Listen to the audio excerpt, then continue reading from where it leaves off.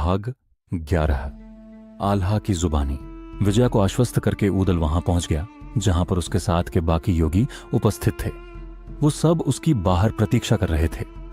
ऊदल को देखकर मलखान मुस्कुराकर बोले, अरे वनाफर, तुम कैसे पुरुष हो जिसे एक औरत अपने साथ खींच ले गई? मलखान ने हंसते हुए कहा, दादा, कुछ ऐसी जगह भी होती है जहां पर ताकत और तलवार अर्थहीन हो जाती है। ये वही जगह है, मैं उससे शादी का वादा कराया हूं। ऊदल मेरी और मलखान की ओर देखते हुए कहा, कोई बात नहीं भाई, तुमने जो किया वह किया। अभी हम जिस कार्य के लिए आए हैं पहले उसे पूरा करना होगा, उसके बाद देखते हैं कि आगे क्या करना है। मैंने ऊदल से कहा, मैं कब कह रहा हूं कि आज और अभी उससे विवाह करूंगा? अब आप दोनों बताओ कि क्या योजना होगी हमारी। ऊदल ने मेरी ओर देखते हुए कहा, अब हमारा अगला पड़ाव लोहागढ़ होगा। इस दुर्ग के बारे में यह कहावत है कि यह अभेद दुर्ग है। हमें इस दुर्ग में भी वैसे ही प्रवेश करना है जैसे हम दूसरे दुर्गों में प्रवेश हुए थे। हमें एक बात का अभी भी ध्यान रखना है कि हमारा भेद अभी भी खुलने न पाए।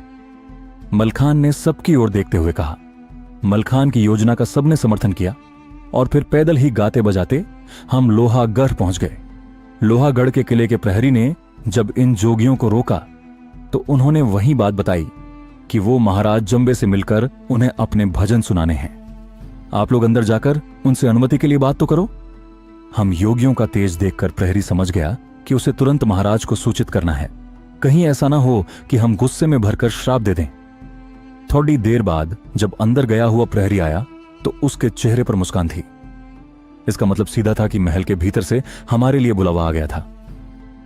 मैं आपके साथ एक सैनिक को भेज देता हूं, यह आपको महाराज जंबे से मिलवा देगा। प्रहरियों के नायक ने हाथ जोड़ते हुए हमसे कहा।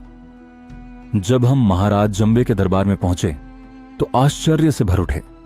उनके दरबार की शोभा अद्भुत थी, ऐश्वर्य से परिपूर्ण था वहां का दृश्य। वहां पहुंच हम योगियों ने जानबूझकर दाहिने हाथ की जगह बाएं हाथ से प्रणाम किया।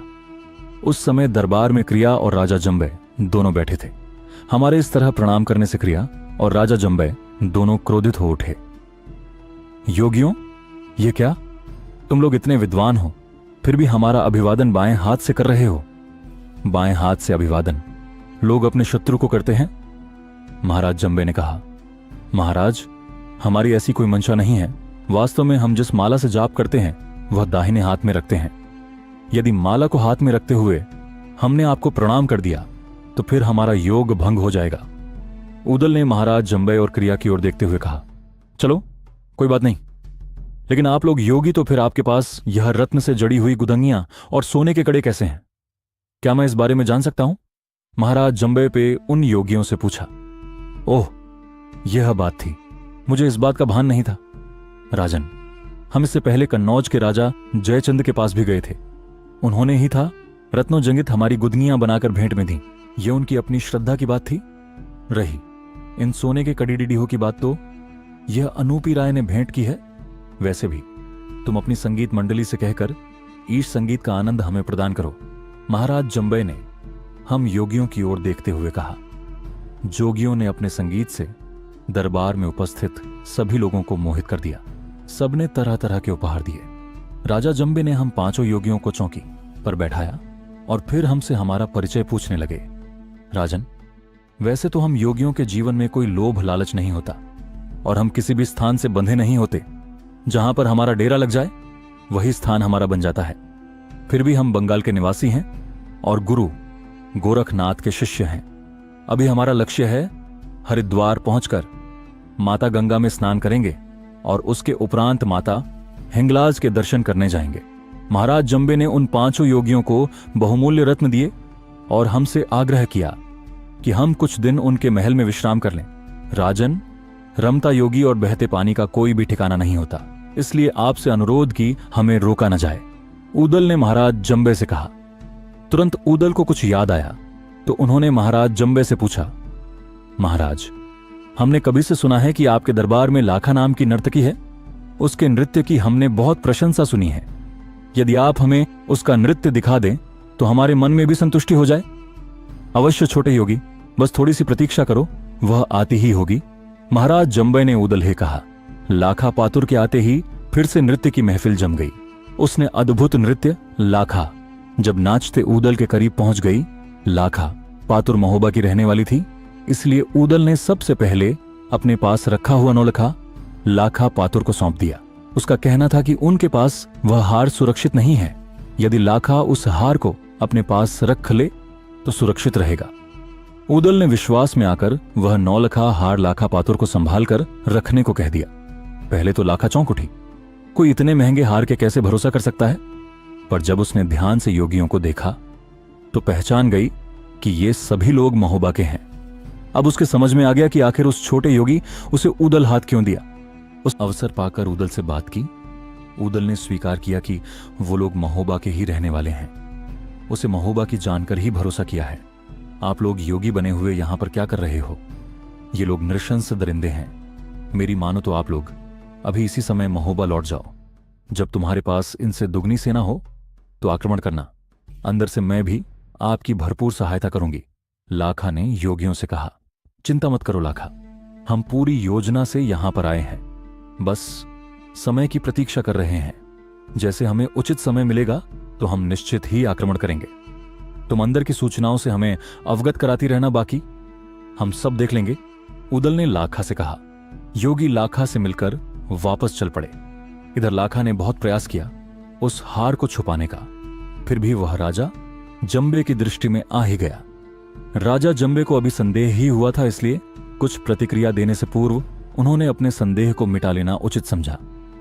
तुरंत एक करिया राय को उन्होंने अपने संदेशे के साथ रानी कुशला के पास हार लाने को भेजा। रानी ने बहुत बहाने बनाए, पर जब देखा कि करिया नहीं मान रहा तो उसे सच बता दिया। करिया, उन योगियों के नृत्य पर खुश होकर मैंने वह हार उन्हें दे दिया, रानी कुशला ने कहा। करिया कुछ बोला नहीं, सीधा राजा जंबे के पास पहुंचा और उन्हें बता दिया कि माता ने हार योगियों को दे दिया है। उसकी बात सुनकर राजा जंबे ने अपना माथा पकड़ लिया। उन्हें यह बात स्पष्ट हो गई, वो योगी कोई और नहीं बल्कि महोबा के राजकुमार थे। तुरंत क्रिया राय को आदेश दिया कि वह जल्दी दौड़कर जाए। वो योगी और कोई नहीं बल्कि महोबा के राजकुमार हैं। यह बात सुनकर क्रिया राय एक पल भी रुका नहीं और तेजी से उनके पीछे लपका। कुछ दूरी पर वो जाते हुए दिखाई पड़ गए। तब उसने हमें वापस चलने को कहा। तभी ऊदल ने उसे कहा, सुनो राजकुमार, हम योगी हैं, एक बार आगे बढ़ जाइए तो फिर वापस लौटते नहीं। तुम वापस जाओ और राजा जंबे से कह देना कि योगी अपनी मर्जी के मालिक होते हैं, किसी राजा के अधीनस्थ नहीं होते। करिया राय ने ऊदल की बात सुनते ही अपनी तलवार खींच ली और गरज कर बोला, ठहर जाओ योगियों, कहीं ऐसा ना हो कि मेरे हाथों किसी योगी की हत्या हो जाए। उधर मैंने, ऊदल, मलखान और ढेवा ने अपनी तलवारें म्यान से खींच ली। ये हमने अपने चोंगे के भीतर छुपा रखी थीं। सुनो करिया राय, अब यदि तुमने एक कदम आगे की ओर बढ़ाया तो फिर हम तुम्हें दुनिया से रुखसत करने में एक पल का समय नहीं लेंगे। तुम इस धोखे में मत रहना कि हम योगी हैं, हम महोबा के राजकुमार हैं, मलखान ने उसकी ओर देखते हुए कहा। करिया समझ गया कि यदि उसने थोड़ी सी भी मूर्खता की तो उसकी लाश जमीन पर पड़ी मिलेगी, इसलिए वह कुछ बोला नहीं, चुपचाप वापस लौट आया और आकर उसने पूरी बात विस्तार पूर्वक राजा जंबे को बताई। पिताश्री, आप सही थे अपने स्थान पर, वो योगी महोबा के राजकुमार हैं। अब क्या करना है मुझे आदेश दो। करिया ने अपने पिता राजा जंबे से कहा, तुम जाकर अपने बड़े भाई सूरज को बुलाकर लाओ, हम उसे ही इस मुहिम के लिए भेजेंगे, वह महाबली और पराक्रमी है। महाराज जंबे ने क्रिया से कहा। थोड़ी देर में सूरज ने आकर महाराज जंबे को प्रणाम किया और उन्हें बात बताने के लिए कहा, तुम अभी के अभी अपनी सेना तैयार करो, हमारे राज्य के भीतर महोबा के राजकुमार आ गए, जितना शीघ्र हो उन्हें पकड़कर सजा दो। महाराज जंबे ने सूरज से कहा, आप निश्चिंत रहो पिताश्री, यह लोहागढ़ है, दुनिया का सबसे बड़ा और अभेद किला। इस जगह यदि दुश्मन आ गया है तो फिर वह जाने के लिए न सोचे, क्योंकि यह नामुमकिन है। सूरज ने महाराज जंबे को कहा। उधर वो जोगी बबरी वन पहुंच गए। उस जगह पर माता दिवला सेना के साथ उनके वापस लौटने की प्रतीक्षा कर रही थी। जब उन्होंने हम योगियों को सही सलामत वापस लौटकर आते देखा तो बहुत खुश हुई। ऊदल ने उनके पास जाकर मांडवगढ़ और लोहागढ़ की पूरी घटना बता दी। सबसे पहले विजया की बात को मानते हुए उस बबूरी वन काटना शुरू किया। दिन ढलते ढलते वह वन साफ हो गया। उस वन के स्थान पर दूर तक समतल जमीन दिखाई पड़ डडियचने लगी। यह काम इतना सरल नहीं था, पर मेरे जानकारी में चंदन नाम का एक बढ़ई था, उसी को बुलवाया गया। वह इस कार्य में दक्ष था। ऊदल ने नर्मदा नदी में उस जगह का पता किया जहां पानी सबसे कम था। उस स्थान से नदी को बड़ी सरलता से पार किया जा सकता था। जब सभी जरूरी काम हो गए तो शारदा माता की पूजा अर्चना करने के बाद महोबा की सेना ने माता का जयकारा किया और उस जगह से नदी पार की जहां से ऊदल ने बताया था। महोबा की सेना उस जगह से बड़ी सरलता से नदी पार कर ली और मांडवगढ़ की सीमा में प्रवेश कर गए। इधर जंभे के राजकुमार अनूपी अपने दरबार में राजा टोडरमल के साथ बैठे थे। तभी अचानक एक संदेशवाहक दौड़ता हुआ आया। वह काफी परेशान दिख रहा था। उसके इस तरह आने के कारण राजकुमार अनूपी और राजा टोडरमल चौंक कर उसकी ओर देखने लगे। क्या हुआ संदेशवाहक, जो तुम इस प्रकार परेशान दिख रहे हो? राजा टोडरमल ने उससे पूछा। महाराज, महोबा की सेना आ रही है। उन्होंने पूरा बबुरी वन काट डाला है। उनकी सेना इतनी विशाल है कि उनका दूसरा छोर दिखाई नहीं पड़ रहा, उस संदेशवाहक ने कहा। उसकी बात सुनकर राजकुमार अनूपी अपने सिंहासन से उठकर खड़े हो गए। आगे की कहानी सुनने के लिए चैनल को सब्सक्राइब करें और कमेंट बॉक्स में लिखें जय महाकाल।